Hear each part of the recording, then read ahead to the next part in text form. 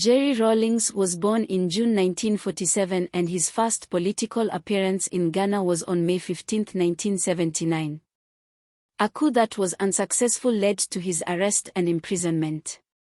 He was also sentenced to death. Before he could be executed though, his military friends burst into prison and set Jerry free.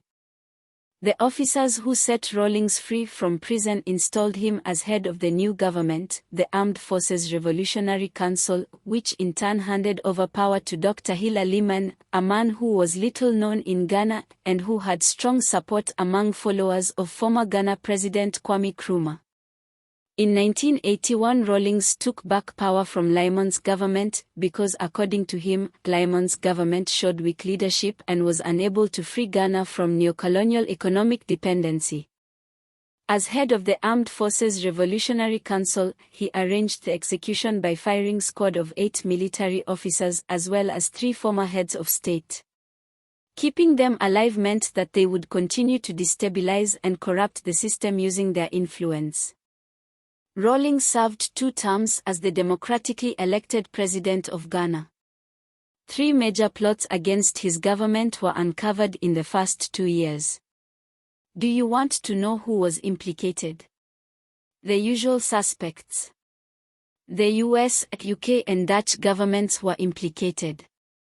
In the mid-80s, an embarrassing scandal erupted when a CIA employee in Ghana gave the names of a number of Ghanaians working for the CIA to a Ghanaian intelligence officer.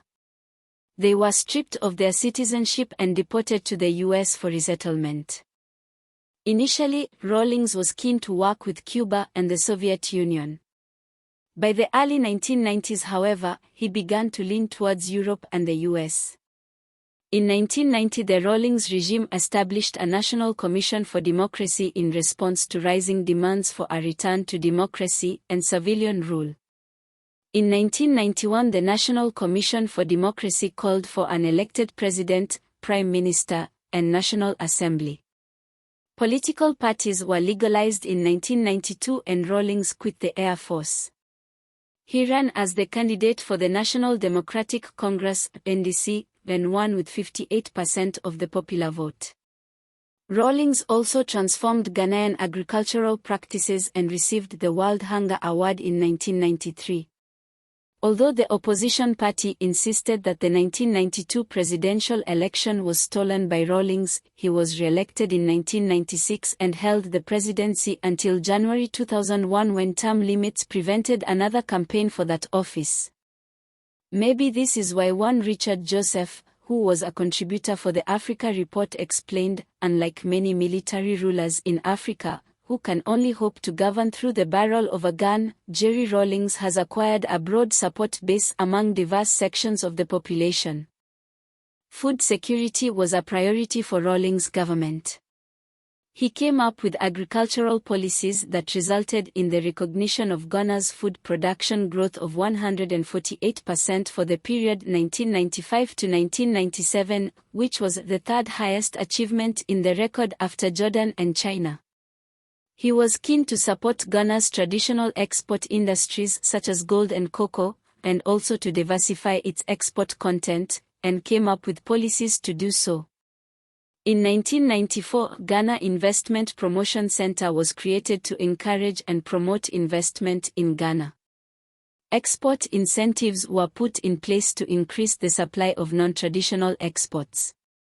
As part of government's policy to attract foreign direct investment to Ghana, the Free Zone scheme was implemented in 1997.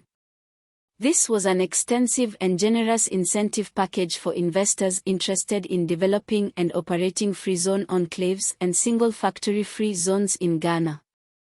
Did you know that Jerry Rawlings was a great admirer of Gaddafi? He made at least one public trip to Libya during the 2 years he was out of power. He admired Gaddafi's revolution as it had been outlined in Gaddafi's Green Book. Rawlings even called Libya a revolutionary dream, and interestingly, Gaddafi was the first leader to congratulate Rawlings on his successful coup.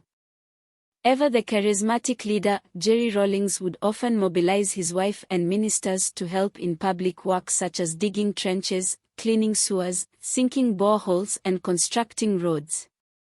His presidential motorcade would often give people lifts on the road. There were times when Rawlings would stop on the road to borrow a cigarette from a common man on the street and take a few puffs. Jerry Rawlings was also appointed as special envoy to Somalia by the African Union in the year 2010. It was seen that Rawlings would be the kind of man who would garner support and generate more attention to the conflict in Somalia. He was tasked with mobilizing the continent and the rest of the international community to contribute more actively to the quest for peace, security, and reconciliation in Somalia. Did you know that Jerry Rawlings was an avid football and boxing fan? He was a fan of the Ghana Black Stars and had been seen at several boxing games. And finally, to what may be deemed as blasphemous by religious people, Rawlings was once asked what he would like to be remembered for. His reply was, "My legacy to the people of Ghana is that I never let God do anything for me. I did it first."